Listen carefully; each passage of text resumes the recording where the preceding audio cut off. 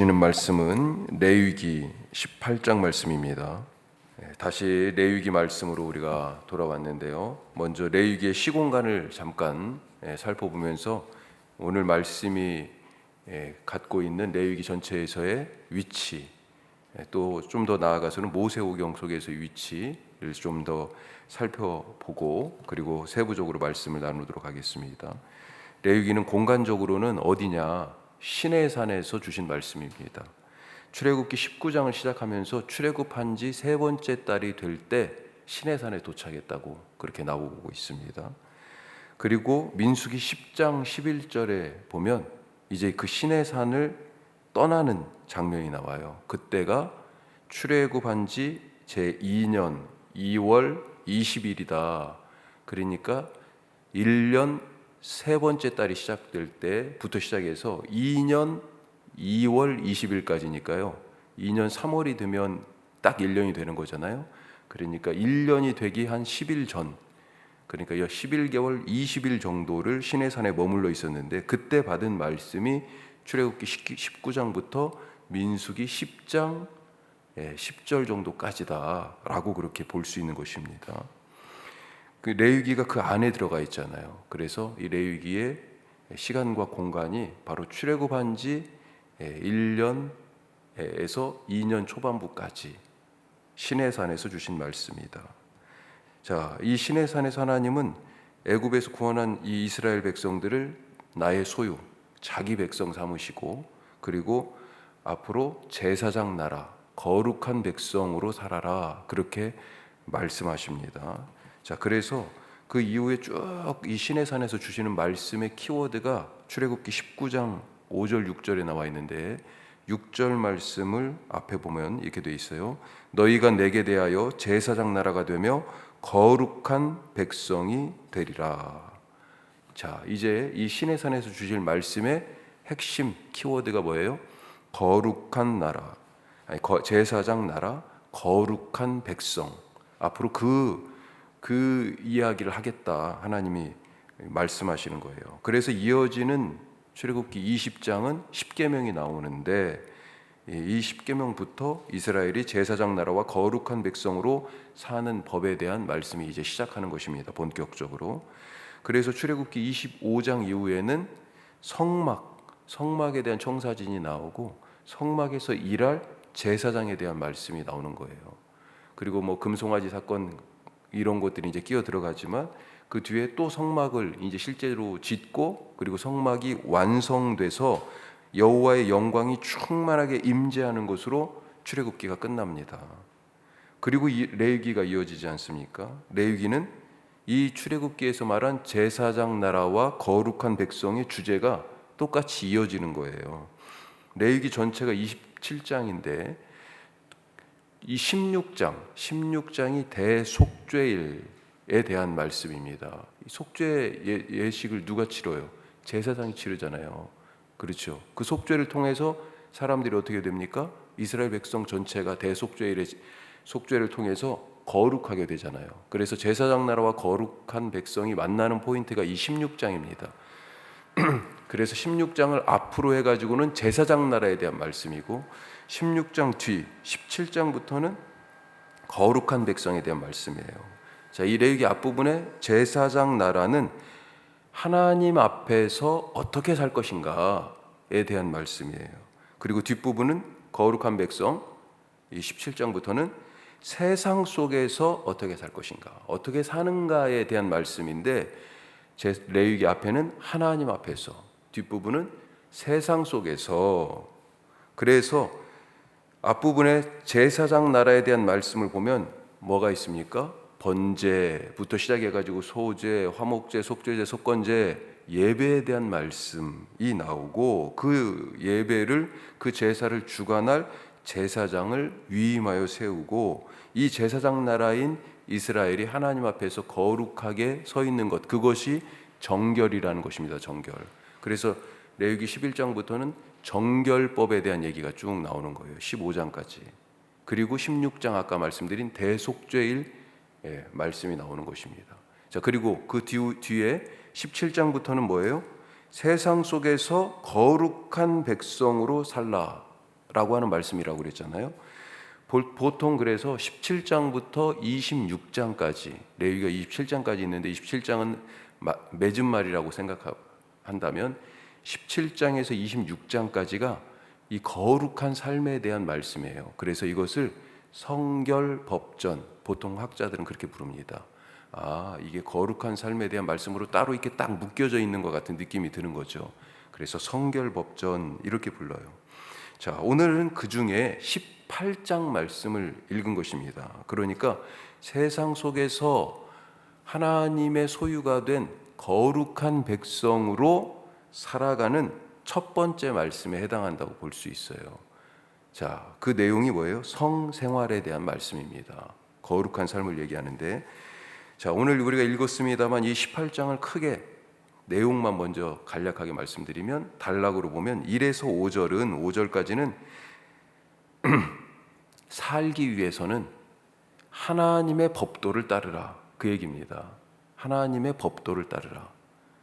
그리고 하나님의 거룩한 백성으로 따라야 할, 살기 위한 하나님의 말씀을 구체적으로 성적 관계를 통해서 이제 뒤에 6절부터 말씀하시는데 16절에서 18절까지가 하나님이 금지하신 성관계에 대한 그런 목록입니다. 읽으셨지만 대부분이 다 뭐예요? 근친상간 금지에 대한 말씀이에요.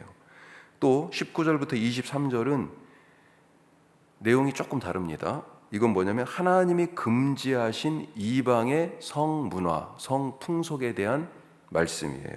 그 중에 5가지가 있습니다. 19절부터 23절이니까 5가지가 있는데, 생리 중 성관계, 그 다음에 불륜, 그 다음은 자식을 제물로 바치는 것, 또 동성애, 마지막으로 짐승과의 관계, 이런 것들을 금지하셨다는 거예요. 이게 왜? 이방 백성들이 따르던 성문화, 성풍속이라는 것입니다. 그리고 마지막에 24절부터는 이런 그릇된 성문화로 살던 이방 민족을 가나안 땅에서 하나님이 내쫓아내셨는데 그 이유를 설명하고 있습니다. 자, 오늘 이런 큰 그림 아래에서 18장 말씀을 조금 더 살펴보면 2가지만 더 살펴보죠. 첫 번째, 하나님의 말씀을 따르라. 하나님의 말씀을 따르라 라고 하는 것입니다. 3절 말씀 우리 다시 같이 읽겠습니다. 3절입니다. 너희는 내 법도를 따르며 내 규례를 3절입니다. 너희는 너희가 거주하던 애굽 땅의 풍속을 따르지 말며 내가 너희를 인도할 가나안 땅의 풍속과 규례도 행하지 말고. 아멘. 세상살이는 한국에서는 한국 법 따르고 미국에 가면 미국 법 따라야지, 그게 마땅하다고 그렇게 가르치죠. 그런데 영적 세계에서는요, 그렇게 살면 안 됩니다. 지금 광야로 나왔으니까 야, 이제는 광야의 법을 따라야지. 앞으로 어디 가요? 가나안 땅 갈 거니까 이제는 가나안 땅 법을 따라야지. 여기서 미리 가나안 땅 법을 우리가 배워볼까?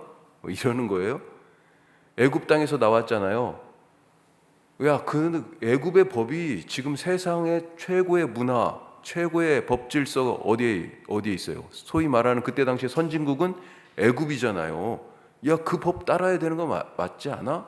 사람들이 그렇게 얘기한다는 것입니다. 하지만 영적 세계는 그렇게 살면 안 됩니다. 하나님의 백성은 어디에 있든지 하나님의 법을 따라야 하는 것입니다.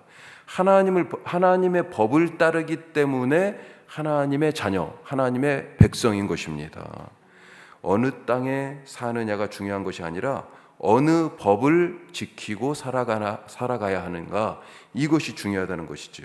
전에는 애굽 땅에 살았고 앞으로는 가나안 땅에 가서 살 것이고 지금은 광야에서 살고 있기 때문에 지금 그 법을, 여기 있는 이 법을 지켜야 된다, 이 말에 넘어가지 마시기 바랍니다. 애굽 땅이냐 가나안 땅이냐 광야냐, 이것이 중요한 것이 아니고 누구의 법을 지키며 살아가야 하는가, 이것이 중요합니다. 애굽의 법은 무슨 말이에요? 사실은 애굽 신을 섬기는 법이에요. 그 모든 법이 어디를 향해 있어요? 바로를 섬기고 바로는 뭡니까? 애굽 신들의 현현이잖아요.